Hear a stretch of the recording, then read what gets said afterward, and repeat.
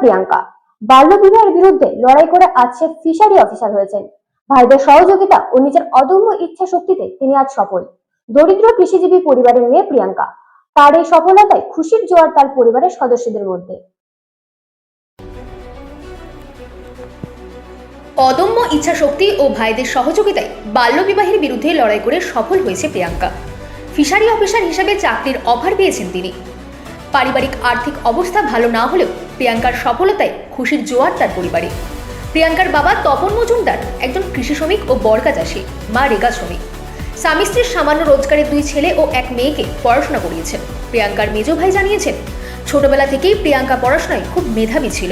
প্রিয়াঙ্কার প্রথম পড়াশোনা শুরু হয় দক্ষিণ বেজিমারা এসবি স্কুল থেকে। পরবর্তী সময়ে সোনামুড়া দ্বাদশ শ্রেণী বালিকা বিদ্যালয় থেকে মাধ্যমিকে 85% ও উচ্চ মাধ্যমিকে 82% নম্বর পেয়ে পাশ করে সে।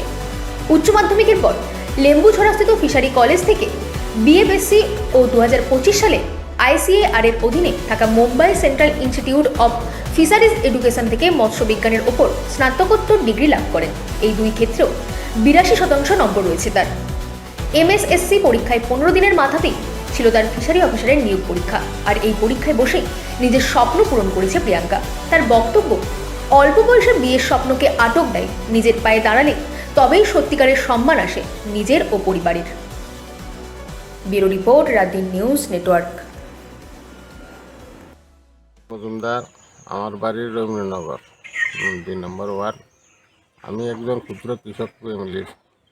আমার 2 ছেলে 1 মেয়ে। বড় ছেলে বিএ পাস করার পর কষ্ট মাস্টার বিএ পাস করার পর মধ্যে পড়ছে পাড়িতে সৌদি আরব। যাক, এখান থেকে এরপর ছোটো ছেলে আপনার নার্সিং করে তা কলকাতাতে 3-4 বছর আমার বেসরকারি জ্ঞান করে। মেয়েটা খুব মেধাবী ছিল, তো তাদের বাইরে খুব ইচ্ছা বোনের পড়ানো, কিন্তু এইভাবে বিয়ের আলাপ প্রচুর আসতেছে, কিন্তু আমরা একটু কর্ণপাতি না, আর ছেলেরাও না করছে না, তাকে শুনাবে না, এইসব ব্যাপার বাধ্য। যাক, তাদের অনুমতি নিয়ে মেয়েটাও কোন কষ্টে লেখাপড়া করছে করে আজকে সে ফিশারি অফিসার। আমরা সবাই খুশি, এতে আমাদের সবাই এর জন্য কৃতজ্ঞ। আজকে যে অফারটা আমি পেলাম সেটার জন্য আমি সবচেয়ে বেশি কৃতজ্ঞ আমার ফ্যামিলির কাছে, আমার ভাইয়েদের কাছে, বাবা মা, এবং সবথেকে বেশি গুরুত্বপূর্ণ ভূমিকা পালন করেছে আমার মা, যে সে অনেক কষ্ট করে অনেক আমাকে কোনো সময় আমি যখন বলতাম মা আর হবে না, পারবো না, অনেক সময় লো ফিল করতাম, তখন আমার মা বলতো না তুই পারবি, আমাকে সেই সাপোর্ট মা সবসময় করতো। তো আমার আজকে এই দিনে আমি মা যে গর্ববোধ করছে মা বাবা, তার জন্য আমি আজ অনেক খুশি যে তাদেরকে আমি গর্ববোধ, তাদের আমার উপর প্রাউড ফিল করছে। ভাইয়েরাও আমার উপর প্রাউড ফিল করছে। এ দেখে আমি আজ অনেকেই খুশি। আর আমিও যারা আমার বয়সী আছে তাদেরকেও বলতে চাই, স্বপ্ন পূর্ণ হয় যদি তুমি চেষ্টা করতে থাকো, চেষ্টা সবসময় করতে থাকবে, স্বপ্ন অবশ্যই পূর্ণ হবে। মানে ভাই, বড় ভাই যখন ওর মাধ্যমিক পরীক্ষা দেয় তখন থেকে ওর বিয়ের আলাপ নিয়ে আমাদের পাড়া প্রতিবেশী মার কাছে অনেক কিছুই বলতো বিয়ের জন্য। তখন মা এসে আমাদেরকে বলতো যে ওর বিয়ের জন্য আলাপ এসছে, তো কি করব না কি। তখন আমরা মাকে অতটুকুই বলেছিলাম যে ও এখন পড়ছে, এখন বয়স হয়নি বিয়ে দেওয়ার মতো, যেহেতু ওর মেধা ছিল, দেখেছি আমরা বিভিন্ন ক্লাস থেকেই ভালোই রেজাল্ট করছিল।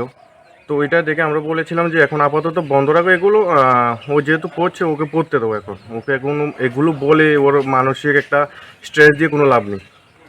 যখন সময় আসবে তখন এগুলো নিয়ে ভাবা যাবে।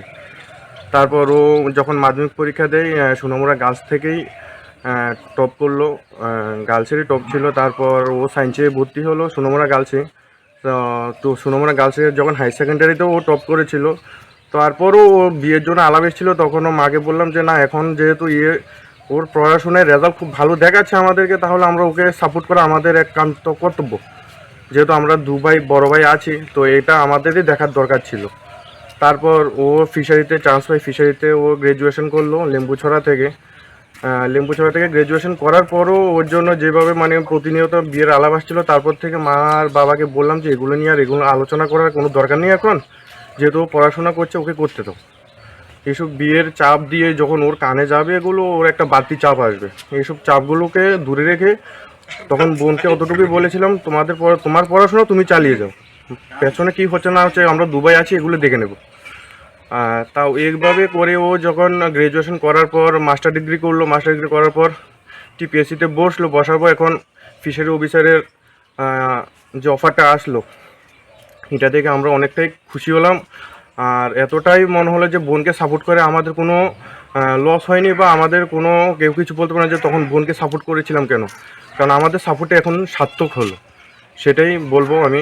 আর এতটুকুই বলবো যে সব ভাইদেরকেও এতটুকু বলবো, যদি বোন থাকে, যদি পড়াশোনায় মেধা থাকে, ওদেরকে এইভাবে সাপোর্ট করো, ওরা একসময় আমাদের নাম উজ্জ্বল করবে। ব্যাস।